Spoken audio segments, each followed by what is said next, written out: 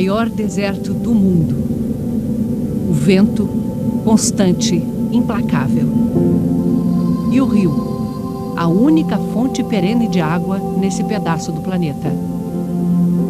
As pirâmides isoladas, testemunhas de uma história pouco conhecida. A jornada da vida, Rio Nilo.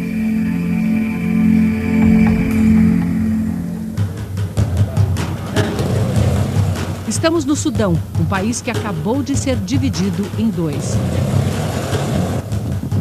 Na capital, Khartoum, não há sinais visíveis do conflito que continua em vários pontos do país. O Sudão é uma das nações que os Estados Unidos listam como apoiadoras do terrorismo. Só no começo deste mês foi levantado o embargo comercial imposto pelos americanos que durou 2 décadas. As sanções econômicas deixaram marcas. Até nos mercados tradicionais, há pouca oferta de produtos. Khartoum cresce em torno do Nilo. É aqui, já dentro da cidade de Khartoum, que os 2 Nilos se encontram. Essa água mais clara é o Nilo Azul, chegando da Etiópia. A mais escura, o Nilo Branco, que já cruzou quase 4.000 quilômetros no coração do continente africano. E nesse ponto, onde o Grande Nilo começa, ele se transforma no Rio do Deserto.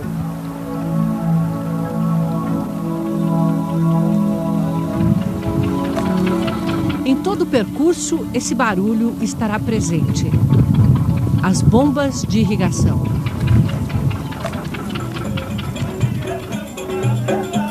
É sexta-feira.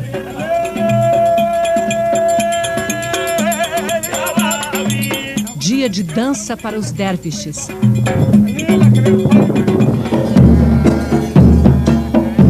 É um ritual muçulmano.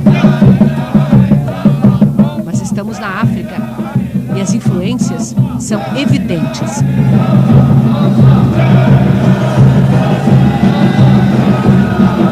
O canto é uma recitação de todos os nomes de Deus. Alá.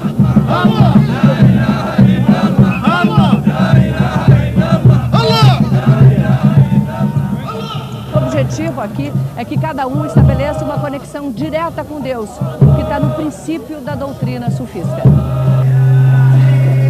A conexão acontece num transe espiritual.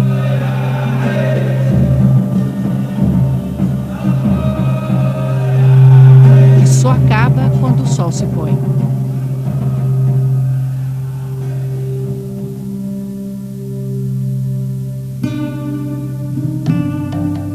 Amanhecemos já fora da cidade, no mercado de camelos.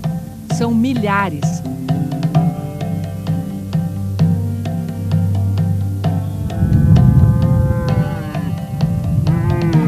A perna amarrada é para mantê-los em seus lugares.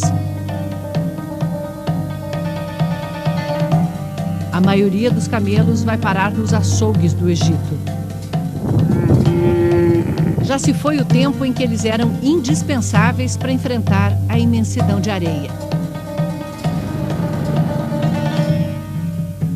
Nesse trecho, o Saara se chama Deserto da Núbia, que é o nome antigo do Sudão. A Núbia é o encontro da cultura da África Negra com o Egito. No que parece um vazio no deserto, os arqueólogos do Museu Britânico desvendam uma série de tumbas.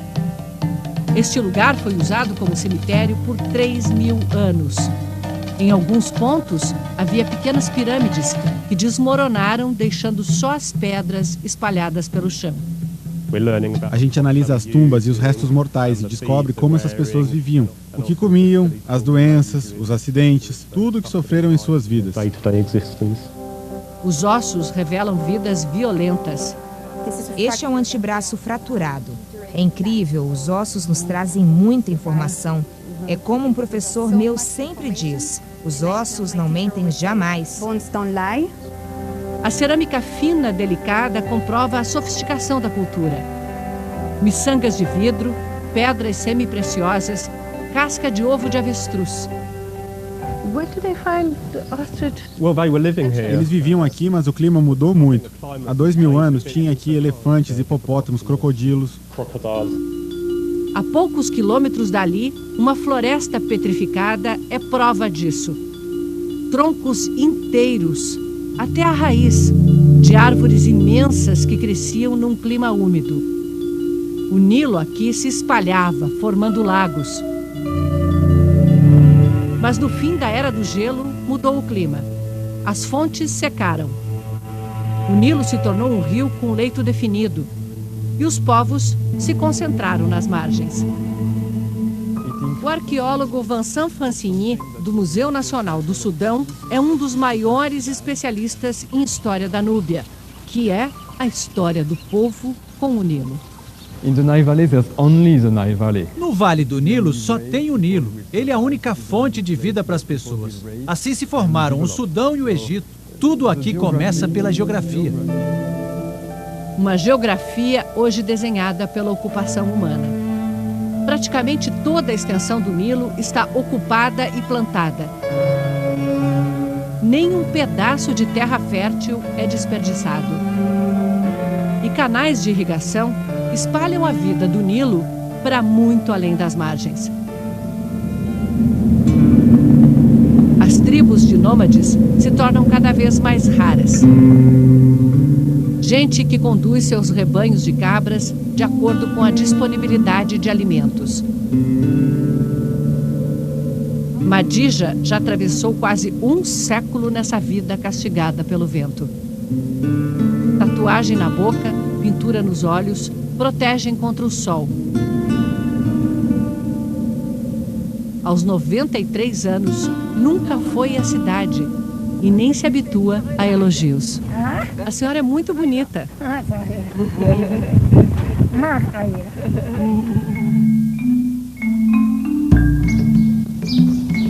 Nas vilas núbias, as paredes coloridas são um contraste com o deserto. Muros altos contra o vento. Cabeças de crocodilo contra os maus espíritos. Tudo é feito de tijolos de barro com palha, secados ao sol. A mesma técnica que 3.000 anos antes de Cristo foi usada para construir esta estrutura, ainda misteriosa, a Defufa. Por que eles ergueram essa plataforma com 18 metros de altura? Seria um local de cerimônias religiosas? Ao redor da Defufa havia uma cidade, Kerma, capital do reino núbio de Kushi. Essa estatueta simboliza o poder militar e econômico da Núbia. O rei arqueiro. O arco que ele segurava sumiu, como boa parte do ouro que revestia toda a estátua. Ouro e exército de arqueiros eram as forças do reino da Núbia. 1.500 anos antes de Cristo, os egípcios conquistaram essa região. E encontraram, numa montanha solitária, na beira do Nilo, a explicação para a origem de seus deuses, Jebel Barkal. Arqueólogos acreditam que os egípcios subiram o Nilo centenas de quilômetros em busca da origem do rio e da vida. Se o rio vinha daqui, de onde sai a fertilidade das terras do Egito, deveria haver uma divindade neste lugar. E essa montanha se encaixava perfeitamente na mitologia, que dizia que o deus Amun nasceu da primeira montanha formada na terra. Na pedra, a forma de cobra, símbolo de poder, que ornava as cabeças dos faraós. Outro sinal dos deuses? Os faraós egípcios vieram até aqui. Foram 3 meses de uma viagem difícil pelo Nilo. E aqui construíram um imenso templo. Ele se estendia do rio até a boca da montanha. Cavado na pedra, um último templo, a morada do deus Amun. Durante 1000 anos, Jebel Barkal foi o ponto de confirmação do poder divino de seus faraós. Quando eles saíram da Núbia, deixaram para trás um reino organizado, seguindo os deuses e a cultura egípcios. Com o tempo, os reis da Núbia passaram a acreditar que se eles recebiam o poder diretamente do deus Amun, aqui nessa montanha sagrada, dentro do território deles, Então, eram os legítimos senhores de todo o Vale do Nilo. Foi com essa convicção que eles partiram daqui para conquistar o Egito e fundar a dinastia dos faraós negros. Os faraós negros reinaram sobre todo o Vale do Nilo por um século, eternizados em granito, vestidos como egípcios, mas com os inconfundíveis traços núbios. O interessante é que eles entraram no Egito não como conquistadores. Eles realmente acreditavam que eram os verdadeiros herdeiros do trono do Egito. O mais poderoso faraó negro foi Taharka. Ele liderou o exército egípcio até Jerusalém para ajudar os hebreus a proteger a cidade contra uma invasão assíria. Mas para a maioria dos estudiosos, isso ficou esquecido, como a estátua de Taharka caída no deserto. Por quê? Tinha um certo racismo entre estudiosos no século passado, mas isso está mudando dramaticamente. Os faraós negros reinavam no Egito, mas eram enterrados na Núbia. Aqui reviveram a tradição das pirâmides. Tesouros arqueológicos sem ninguém para vê-los.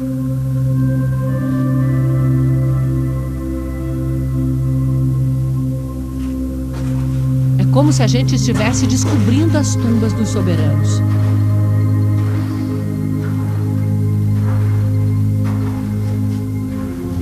Encontrando as câmaras mortuárias de uma rainha que viveu há 2.500 anos. A mãe de um faraó, enterrada segundo o ritual egípcio.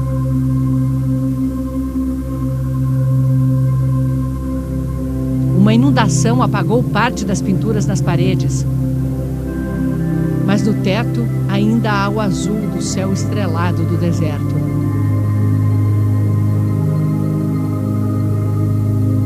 Quando a dinastia dos faraós negros caiu, eles voltaram para a Núbia. E aqui desenvolveram uma civilização sem igual. Meroé, a maior concentração de pirâmides do mundo, bem menores do que as egípcias, mas são muitas. 117 pirâmides em meio às dunas. Patrimônio da humanidade que mal sabe da sua existência. As tumbas de uma linhagem de reis que durou 1 milênio e manteve aqui viva a tradição que os próprios egípcios já haviam esquecido. Foi o último povo a adorar os deuses egípcios. Ao longo dos séculos, a cultura africana foi se impondo. Eles desenvolveram sua própria língua escrita. Para entender Meroé, é preciso estudar egiptologia, o Império Greco-Romano e também conhecer a história da África, que era parte desse reino tão original e particular. Em Meroé, como é tradição em boa parte da África Negra, mulheres assumiam o trono com frequência. A Vênus de Meroé, uma rainha representada com as curvas locais.